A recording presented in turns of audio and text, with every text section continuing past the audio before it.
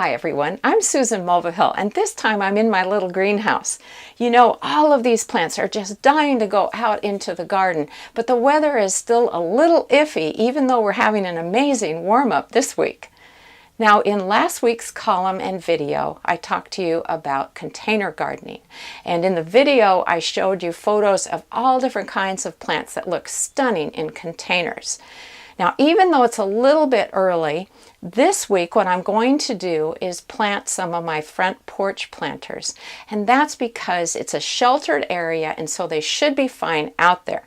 Of course, if I hear that we're getting down into the 30s, you better believe I'll be hauling them into the house. But I do have some things I wanted to show you, a few tips to give you, and we're going to start with the containers that I love to use the most. You've probably seen a million of these, right? This is your basic hanging basket, and even though they're not fancy, when they're planted up, they look beautiful. They come with wire hangers and the oh-so-important drainage holes in the bottom. I'm going to plant a couple of these with ivy geraniums. The plants will cascade over the side and look lovely. Now this one I'm holding upside down because I wanted to point something out to you, but it is a flower box container. Once it's all planted up, I'm going to put it inside of a beautiful picket planter that my dad made for me years ago. But look at these drainage holes. When I'm planting this, if I didn't partially obscure these holes, then every time this got watered, the potting soil and water would just rush out the bottom and make a huge mess. So I have a simple solution. I take just your basic coffee filter. Everybody has coffee filters, right? I flatten them out and I put one on the inside bottom of this container before I fill it with potting soil, and the same thing over here. And it works great. You would think it's not enough to make a difference, but it does keep everything from rushing out the bottoms. This one is a railing planter, and that means you can hang it over the railing of a deck or a balcony. And it has adjustable hangers based on the thickness of your railing. This comes from Gardener's Supply. It is a self-watering container, meaning it has a water reservoir in the bottom. I got this last year, planted it up, and it was beautiful. Now this last one is a whopper, and it's also from Gardener's Supply, but I've had it for years and I just love it. This is also a self-watering container. It has a large reservoir in the bottom, and what's on the inside is a planting platform. So basically what you do is you pack that full of potting soil, you fill up the pot with potting soil, plant your plants, and the water in the reservoir will be wicked up through the potting soil and water your plants. I love these. These are great because if you need to go out of town for a few days, you don't have to worry about your plants not getting enough water. So they work great. Now, as I mentioned in my column last week, I use potting soil, not garden soil, for these containers. That's because garden soil can be really hard to keep moist, and sometimes you can have problems with disease or insects, and so I'd rather start out with just your basic potting soil. This particular one contains some moisture retaining crystals in it, and so that way I don't have to worry so much about the soil drying out. Doesn't mean I don't keep an eye on the moisture though. So I'm just filling in the pots with some potting soil. I've already put those coffee filters in the bottom to cover the holes. And I'm just putting in enough to get started with my planting. So planting is always the best part, isn't it? I wanted to show you what's going in this container. I found this beautiful zonal geranium called Americana Coral. Look at that color. Wow. And then I found this fuchsia called Gartenmeister, and you'll notice it's the same shade of coral. I think it is absolutely gorgeous, and apparently hummingbirds just flock to this, so I'm really excited about that. So this is my thriller. The geraniums are my fillers. And then I have a couple of variegated vinca vines that will trail over the front, and those are my spillers.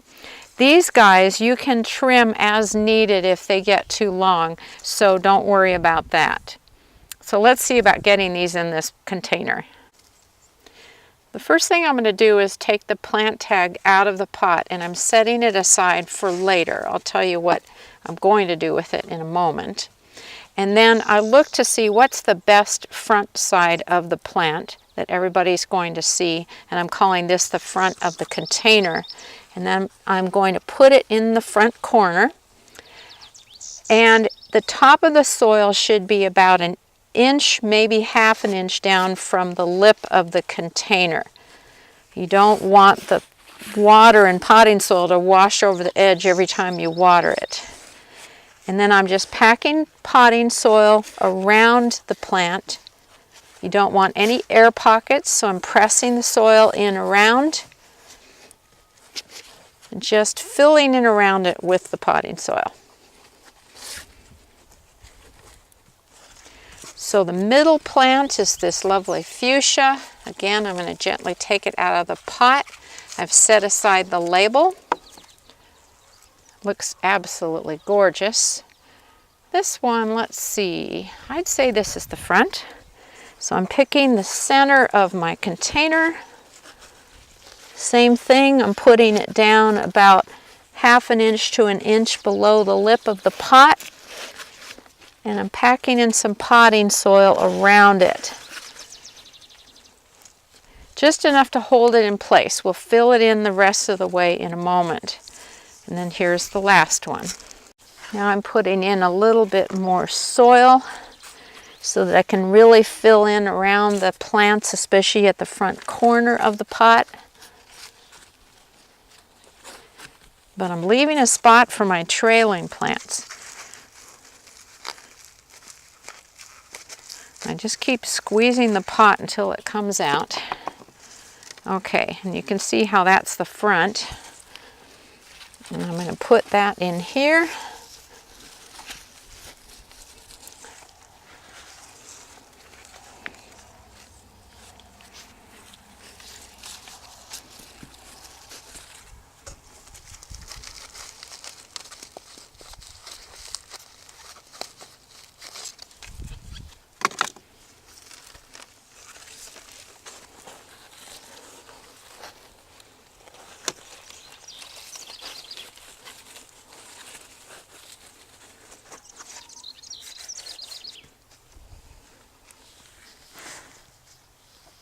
Now it's really time to fill in all around the plants.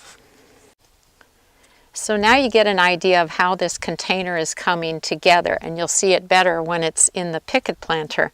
But the next thing you want to do is to water this container in well. And the last thing you want to do is to use some slow release fertilizer and sprinkle it over the surface of the potting soil.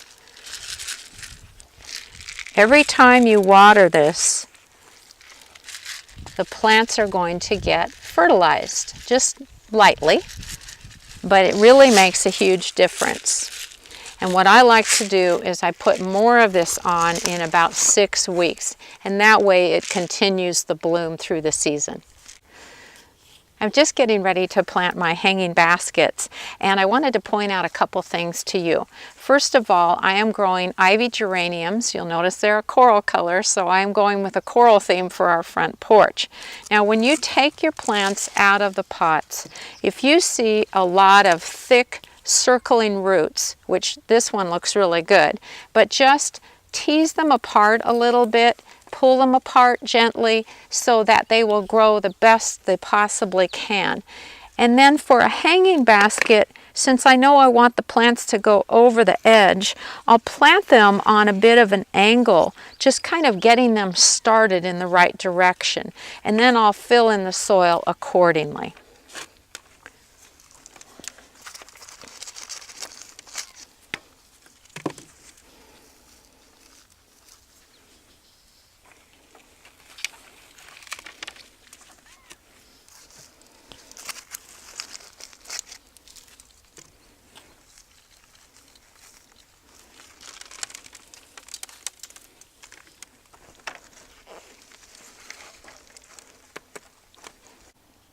Now you can see the picket planters I was telling you about. I hope you think they look nice. I really like the coral color scheme for this year. It's going to be beautiful.